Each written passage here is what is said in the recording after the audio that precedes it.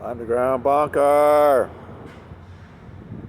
This is your proprietor. It is Tuesday afternoon after a very long day of trying to keep up with the attorneys as they gave their closing arguments.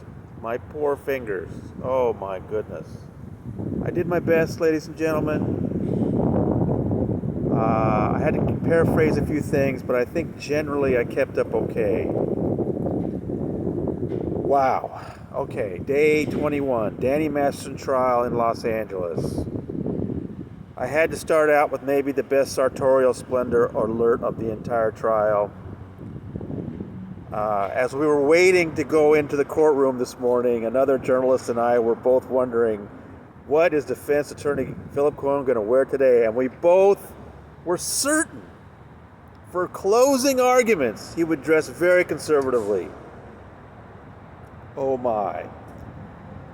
This chocolate three-piece pinstripe suit with reddish brown tie, saddle Oxfords, white and brown. What a getup. One journalist said it was the Al Capone look, but actually the cake was taken at the end of the day with the television journalist who said to me, Philip Cohen is now off to perform in Guys and Dolls. That's exactly what it was. He looked fabulous. I give him credit. The man was stunning. And, we also noted that it was interesting that Danny wore a brown suit of his own, light-colored brown, not tan. It was definitely brown, and so they kind of matched. Do you think they worked that out ahead of time? Let me know in the comments. Besides that, the other thing that was notable in the courtroom was the Masterson clan really packed the courtroom today. By the end of the day, I realized I do believe that was Peter Masterson, Danny's biological father, who I believe this was his first time at the trial, was sitting next to Carol, who was Danny's mother. Christopher was there, Alana, Jordan, also Will Masterson, their half-brother whose father is Peter, but mother is not Carol. Will's a very nice guy. He actually held the door open for me. I give him credit for that.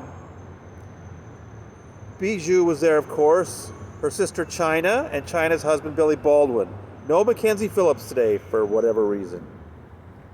But besides those usual family members, we also had people like Chris Wadhams, Graham Brewer, but also many others that I didn't really recognize. I did recognize Ben Schulman. I believe today was the first time he came, and you can look up some stories that involve him. Very interesting figure. As well as Paul Longo, Alana's husband, the restaurateur. So, and then there were others. I mean, I think they had more than 20 people. And by the end of the day, they took up about half of that courtroom. Very interesting. Well, they got to hear a pretty interesting show today, let me tell you. Deputy DA Mueller started out with his opening argument. He got to go first. And, there was some criticism from the other journalists about Mueller's opening statement 5 weeks ago. That he was a little hesitant, softly spoken. I talked to a couple of journalists that were kind of shocked and thought that he really wasn't very effective in that opening statement. Others told me that they thought the way he weaved together the facts of the case was effective. But let me tell you, it was a different guy today. Just a different person. He was forceful. He was organized. And once he started talking about forcible rape, right off the bat, you saw the notes. He's talking about, listen, that guy over there, he may be well-dressed and well-groomed.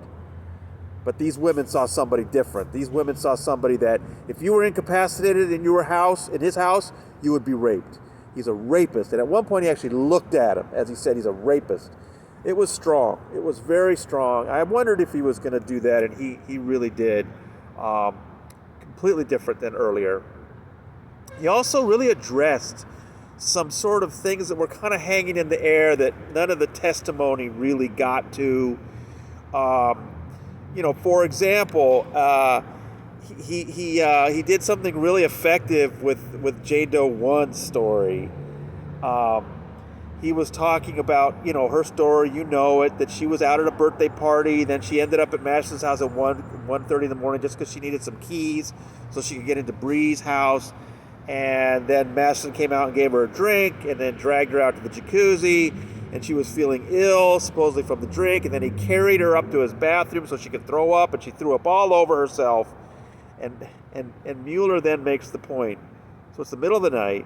She's just there to get keys. She's drunk something that's made her ill. She's thrown up all over herself. And she thinks, yeah, great time to have sex. That was effective. It kind of put the whole thing in a frame that it didn't have before. I thought he did a very good job with that. He also spent considerable time with Dr. Minnie Mechanic, the expert, with her testimony, and reminded them about what Dr. Mechanic had said about how different it is when the rape involves someone someone you're in a relationship with, and he went over that. I thought he set that up very well to help tie everything together. He went through each case, one after the other, and just told stories that seemed very vivid. He did quite a good job. And he was done fairly quickly. I knew he would be. He was quick with the opening statement. So even before lunch, Philip Cohen got a chance to start with his argument. And he came out really strongly, just basically calling the women liars that made everything up. And after that very strong opening, then he kind of backed up and spent a lot of time on what I would assume is the speech he would give any jury in any case. I kind of felt like a lot of it was pro forma. Just talking about reasonable doubt, talking about presumption of innocence. Of course he's got to do those things, but it felt like he had used a lot of his time on things that he would say to anybody. When he finally came back to the specifics of the case, I thought he did well. He was, raising some serious questions about the credibility of these women, and that's when he was strongest. And then that spell would be spoiled. You know how I felt?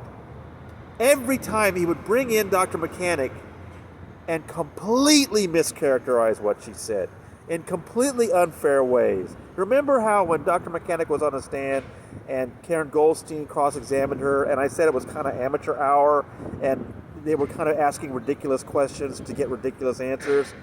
That's the material he used. And every time he went there, I felt, why are you doing this? It totally ruins the spell you've woven.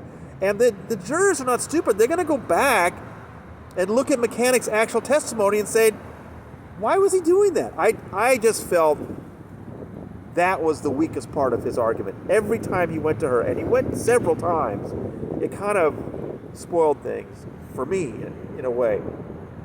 The other thing he totally mischaracterized that I thought was unfair, and I thought it might piss off the jury, was Rachel Smith. Rachel Smith was the last witness we saw. She's the freshest in our minds. Her testimony didn't seem all that important. She was like the third corroborating witness for Jane Doe 2. But what Cohen had grabbed onto was that Rachel Smith at some point had made a remark about this fling that Jane Doe 2 and Danny had. And he must have used that, 4, 5, 6 times. Why would Jane Doe 2 call it a fling? But I think if the jury goes back and looks, they will see it was not Jane Doe 2 who said that. That was Rachel Smith's characterization, and she made it clear it was a characterization she had when she was a Scientologist then. I thought that was a mistake by Cohen. If he had just stuck to the things about Jane Doe 1 and Jane Doe 2 and their stories, I felt like he had a pretty strong approach. But again, a couple times, he really mischaracterized some people, and I think that might cost him. I'm not sure. So it finally went back to Mueller for the last word. And that gave him the chance to once again put together the narrative and dwell on the forcible aspect that when Jane Doe 1 was in that bedroom and he was choking her and he was shoving a pillow in her face, that there's no, question about what Danny would have been thinking as far as whether he had consent or not. And he did the same thing for Jane Doe 2 and Jane Doe 3. I think he really did a good job making, to characterize the forcible part of the forcible rapes.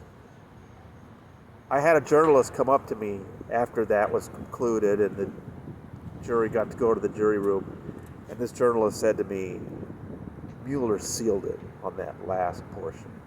I don't know. I talked to another journalist at the break before Mueller got to go, after Cohen had got to go, and he said, it's over. Danny's going to walk. So, don't listen to anybody. They don't know. Nobody knows. Nobody knows. The jury has it. The jury has the case. They got it right at the end of the day. I doubt they had any time to do any real deliberations. They sneaked out of the building before we knew it. They'll be back tomorrow morning at 9 a.m. So will I. I will be here in the courthouse all day Thursday, all day Friday, if that's what it takes. I don't know how long it's going to take. I polled the other reporters. A couple of reporters told me they expected verdict by tomorrow at lunchtime. Another one said they thought it would take at least a couple days. Again, nobody knows. But thank you for being on this journey with me. I hope you appreciated those reports. They were not easy to do. People talk fast. But I think I got pretty much everything. And of course, I cannot fail to mention, there was one more motion for a mistrial from Philip Cohen. And let me tell you, he had a point. Deputy DA Mueller, during his final words, made a reference that they cannot charge the December 2001, let me close this so let's go there. Sorry about that. They cannot charge the December 2001 unconscious sodomy. He just said they can't. Well, the reason is, on California law, it's not forcible rape if the woman is unconscious. He couldn't say that out loud, but even alluding to it, Philip Cohen felt was a complete violation and wanted a mistrial. Judge Olmedo told him, if you had objected at the time, I would have sustained it and I would have had it stricken. Do you want me to pull the jury out now and tell them now? And Cohen said, no, that would make it worse. She denied the mistrial. You can bet he's going to put that on his, they're going to try to get that for appeal. But I could sense Mueller was frustrated that they couldn't say that they all believe the December 2001 unconscious sodomy is also rape, but it doesn't fit this particular version of rape, so they couldn't charge it here. So that was the last little bit of drama. The jury has it. Who knows how long they'll take. There's a lot of evidence to go over. The charges are relatively straightforward and simple, though. So I wouldn't be surprised if we had a verdict by tomorrow around the middle of the day, but we'll see. I have to think about how I'm going to notify you all the best way when we get some word. Probably Twitter is the best way. Keep an eye on my Twitter feed, Tony Ortega 94. And until you hear from me, from the Clara Shortridge Foltz Criminal Justice Center, we're in deliberations, people. Talk to you soon.